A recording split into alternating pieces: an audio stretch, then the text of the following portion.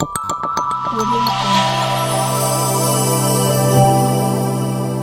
Jungle.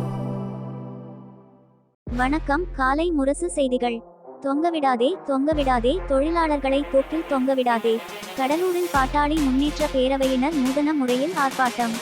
கடலூரில் பாட்டாளி முன்னேற்ற தொழிற்சங்க பேரவையினர் போக்குவரத்து கழக கடலூர் மண்டல தலைமை அலுவலகம் எதிரில் மாபெரும் கண்டன ஆர்ப்பாட்டத்தில் ஈடுபட்டனர்.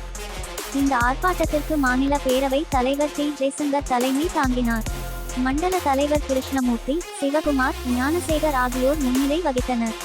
மண்டல பொதுச் செயலாளர் ராஜமூர்த்தி வரவேற்புரையாற்றினார். இந்த ஆர்ப்பாட்டத்தில் பேரவை பொதுச் செயலாளர் கா. இராமலிங்கம் கண்டன உரையாற்றினார்.